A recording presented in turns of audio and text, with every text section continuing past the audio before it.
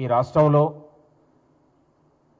ప్రజా పోరాటాలను, ఉద్యమాలను, పోరాటాలను గౌరవించే ప్రభుత్వం ప్రజాప్రభుత్వం, ముఖ్యమంత్రి రేవంత్ రెడ్డి గారి ప్రభుత్వం. ఈ రాష్ట్రంలో పోరాటాలు, ధర్నాలు ఉండాలని కోరుకున్నటువంటి ప్రభుత్వం.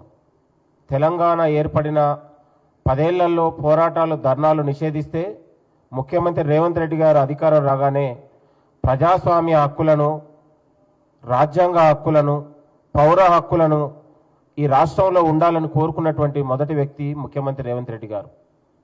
ఇవాళ ఆర్టీసీ కార్మికుడు, నర్సంపేట డిపో సంబంధించి కార్మికుడు శంకర్ గౌడ్ మృతి చెందడం అనేది అత్యంత బాధాకరం.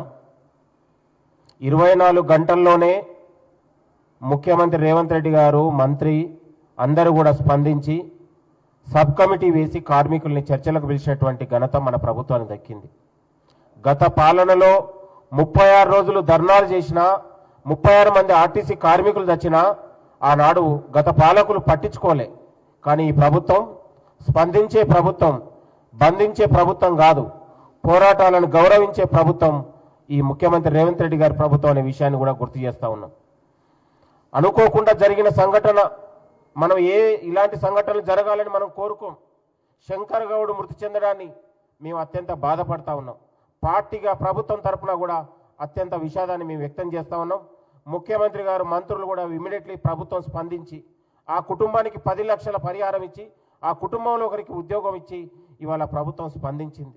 గతంలో అనేక మంది చనిపోయిన కూడా గత పాలకులు ఇవాళ చనిపోయిన వాళ్ళకు కూడా ఏమాత్రం కూడా స్పందించలేదు. అన్ఫార్చునేట్ ఏంటంటే బాధ్యత కలిగిన వ్యక్తులు ఈరోజు మిస్టర్ బండి సంజయ్ గారు ఒక కేంద్ర సహాయ మంత్రిగా ఉండి ఒక ఆర్టీసీ కార్మికుల పక్షాన కావచ్చు, ప్రభుత్వం పక్షాన కావచ్చు, సమస్యలు ఏదైనా ఉంటే విజ్ఞప్తి చేసే రూపం వచ్చి బజారు రౌడీగా, వీధి రౌడీగా అక్కడ పోలీసులకు, కుటుంబ సభ్యులకు మధ్య ఆటంకాలు సృష్టించి రెచ్చగొట్టే విధానం, అతను చేసినటువంటి వ్యవహారం అత్యంత చిల్లరగా ఉంది. శవాల దగ్గర పేలాలు ఆడుకునేలాగా ఈరోజు కొంతమంది దళారులు చేరి ఇవాళ అక్కడ కావాలని రాద్ధాంతం చేయడాన్ని మేము తీవ్రంగా ఖండిస్తాం. రాజకీయాలు చేయాలి, రాజకీయాలు మేము చేయట్లేదు అనుక, కానీ రాజకీయాలు చేసే విధానంలో ఈరోజు అత్యంత దారుణంగా, నీచంగా ఉంది. ఇలాంటి మనుషులు కూడా తెలంగాణలో పుడతారా? ఇలాంటి మనుషులు ఎట్లా రాజకీయ నాయకులు అనేది చాలా సిగ్గనిపిస్తూ ఉంది. బండి సంజయ్ గారు కార్మికులకు ఆయనకు ప్రేమ లేదే, కేవలం తనకున్నటువంటి మీడియా కోసం, పాపులారిటీ కోసం ఇంత దిగజారి ఇవాళ ఆర్టీసీ కార్మికుడి దగ్గర పోయి ఇంత నీచంగా వ్యవహరించడం అనేది అత్యంత సిగ్గుచేటు. ఎంత దారుణంగా మాట్లాడతారంటే ఇవాళ చనిపోయి పుట్టెడు దుఃఖంలో ఉన్నటువంటి ఆర్టీసీ కార్మికుడి శంకర్ గౌడ్ కొడుకుని పోలీసు వాళ్ళు కొట్టి అంత్యక్రియలకు ఒప్పించిన మాటలు, ఇంతకంటే దౌర్భాగ్యం, ఇంతకంటే నీచమైన వాక్యాలు ఏదైనా ఉంటే బండి సంజయ్ గారు, ఇదేనా అసలు? నువ్వు ఎట్లా కేంద్ర మంత్రి అయినావు? సిగ్గుండాలి. ఒక ప్రజాప్రతినిధిగా ఉండి సమస్యలు ప్రభుత్వానికి వివరించే దగ్గర ఇంకేదైనా ఎక్స్గ్రేషియా విషయంలో కావచ్చు, ఇంకే ఆ కుటుంబానికి న్యాయం జరిగే విషయంలో మీ ఆలోచనలు, సూచనలు గొప్పగా ఉంటాయని మేము అందరం కూడా ఆశించినాం. కాబట్టి కేంద్ర మంత్రిగా ఉండి బజారు రౌడీగా, వీధి రౌడీగా ఈరోజు బండి సంజయ్ వ్యవహరించినటువంటి తీరు తెలంగాణ సభ్య సమాజం అత్యంత నీచంగా అతన్ని అసహించుకుంటుందనే విషయాన్ని మరొకసారి గుర్తు చేస్తా ఉన్నాం. ఆర్టీసీ కార్మికుల పక్షాన ముఖ్యమంత్రి రేవంత్ రెడ్డి గారు ఉన్నారు. ఆర్టీసీ కార్మికుల సంక్షేమం కోసం మన ముఖ్యమంత్రి రేవంత్ రెడ్డి ఉన్నారు. కాంగ్రెస్ ప్రజా పాలనలోనే ఆర్టీసీ ఈరోజు బలోపేతమైంది. ఇవాళ కొత్త బస్సులు కావచ్చు, రిక్రూట్మెంట్ అవసరం కావచ్చు, కార్మికులు ఉన్నటువంటి వైద్య, ఆరోగ్య సంబంధించిన అంశాలు కావచ్చు, ప్రతి అంశంలో ప్రభుత్వం ఎక్కడ కూడా రాజీ లేకుండా వాళ్ళ యొక్క భద్రత అంశంలో కావచ్చు, ఆర్టీసీ బలోపేత విషయంలో కావచ్చు, ప్రభుత్వం ఎప్పుడు కూడా వెనకకి పోదు. ఆర్టీసీ ప్రభుత్వానికి ఒక 2 కళ్ళలాగా, కార్మికులు ఆర్టీసీ అనేది 2 కళ్ళలాగా ఈ ప్రభుత్వం ముందుకెళ్తా ఉందనే విషయాన్ని మరొకసారి గుర్తు చేస్తా ఉన్నాను. కొంతమంది దళారులు చేరి అక్కడ వాళ్ళు మాట్లాడే భాష కావచ్చు, వాళ్ళు వ్యవహరిస్తున్న తీరు కావచ్చు, శవాల దగ్గర ఇంత నీచంగా వ్యవహరించడం అనేది అత్యంత సిగ్గుచేటు. ఇవాళ మంత్రుల్ని, ముఖ్యమంత్రులను చూడకుండా వాళ్ళు మాట్లాడే భాష ఏదైతుందో అది నీచమైన చర్య. శవాల దగ్గర పుట్టెడు దుఃఖాలలో ఉండి వాళ్ళని ఓదార్చుతారని నాయకులందరూ అక్కడ ఉన్నటువంటి కార్మికులు ఆశిస్తే అక్కడ పోయి మరింత రెచ్చగొట్టేలాగా, ఇక్కడ సమస్యను మరింత ఉధృతం చేసే విధంగా వాళ్ళు వ్యవహరించినటువంటి తీరు అత్యంత బాధాకరం. ఏది ఏమైనా బండి సంజయ్ గారు ఇలాంటి చిల్లర రాజకీయాలు మానుకోవాలి. ఇలాంటి చిల్లర రాజకీయాల ద్వారా నువ్వేదో పెద్ద పాపులారిటీ పెరుగుతాను ఊహించుకోకు.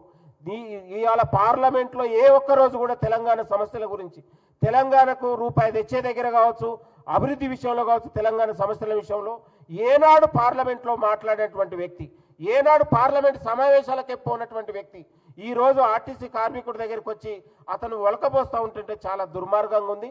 ఆ బండి సంజయ్ గారు, నీ వ్యవహార తీరు మార్చుకో. నువ్వు వివరించినటువంటి తీరు సభ్య సమాజం హసయించుకుంటా ఉంది.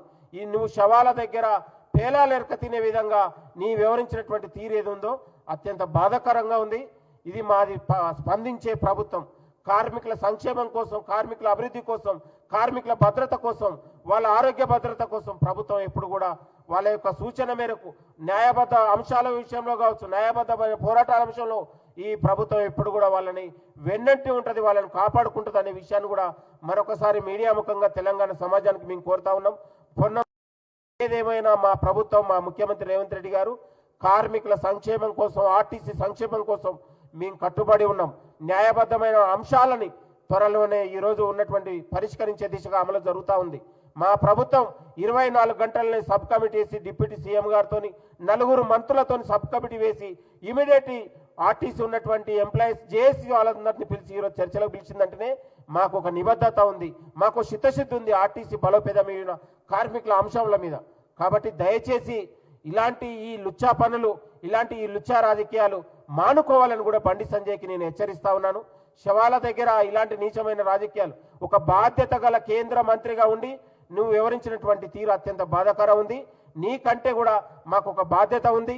ఇవాళ అనేక మంది తెలంగాణ ఉద్యమంలో ఆర్టీసీ కార్మికులు, ఆర్టీసీ చేసి అత్యంత కీలక అగ్రభాగాన పోరాడింది, కొట్లాడింది. వాళ్ళ యొక్క బాధలు, వాళ్ళ యొక్క ఆలోచనలు ఎంతోగానో ఉన్నాయి. వాళ్ళని పరిష్కరించే దిశగా ఈ ప్రభుత్వం ఉంది. కాబట్టే 24 గంటల్లో స్పందించి సబ్ కమిటీ వేసి ఇవాళ చనిపోయినటువంటి శంకర్ గౌడ్ కుటుంబానికి కూడా ప్రభుత్వం వెంటనే స్పందించి ఆ కుటుంబంలో ఒక ప్రభుత్వ ఉద్యోగంతో పాటు 10 లక్షల రూపాయలు ఎక్స్గ్రేషియా ఇచ్చి, అదేవిధంగా నర్సంపేట ఎమ్మెల్యే గారు కూడా స్పందించి ఒక 5 లక్షల రూపాయలు, అంటే ప్రభుత్వం తరఫున ఒక 15 లక్షల రూపాయలు ఆ కుటుంబానికి అందజేసి, ఆ కుటుంబంలో ఎంత ఇచ్చినా వాళ్ళ దుఃఖాన్ని మనం తీర్చలేమనే విధంగా ఆ కుటుంబానికి కూడా ఒక ప్రభుత్వ ఉద్యోగాన్ని ఇస్తే ఆ కుటుంబానికి ఉపయోగపడుతుంది అనే విషయాన్ని కూడా ప్రభుత్వం ఆలోచన చేసింది. ఏదేమైనా ఆర్టీసీ కార్మికులారా, ఆత్మహత్యలతో మీ న్యాయబద్ధమైన పోరాటాలని ప్రభుత్వం గౌరవిస్తూ ఉంది. మాది స్పందించే ప్రభుత్వం, న్యాయబద్ధ అంశంలో మీ పోరాటాలను గౌరవించే ప్రభుత్వం. మీ న్యాయబద్ధ అంశాలను ఇవాళ విజ్ఞప్తి రూపంలో, మీ పోరాట రూపంలో తీసుకొచ్చిన మా ప్రభుత్వం వెనువెంటనే స్పందిస్తుంది. ఆర్టీసీ సంక్షేమం కోసం మన ముఖ్యమంత్రి రేవంత్ రెడ్డి గారు ఉన్నారనే విషయాన్ని మరొకసారి మీరు మర్చిపోవద్దు. తెలంగాణలో ఆర్టీసీ కార్మికులందరి పక్షాన మన ముఖ్యమంత్రి రేవంత్ రెడ్డి గారు ఉన్నారు. ఇది ప్రజాప్రభుత్వం, ప్రజాపాలన అనే విషయాన్ని మరొకసారి గుర్తు చేసుకొని ఆర్టీసీ సంక్షేమం దిశగా, ఆర్టీసీ బలోపేతం దిశగా ఈ ప్రభుత్వం పనిచేస్తుందనే విషయాన్ని మరొకసారి గుర్తు చేస్తూ, దయచేసి ఆత్మహత్యలు చేసుకోవద్దని తెలంగాణలో ఆర్టీసీ కార్మికులందరికీ చేతులు జోడించి నమస్కారాలు తెలియజేస్తున్నా. థ్యాంక్ యూ, నమస్తే.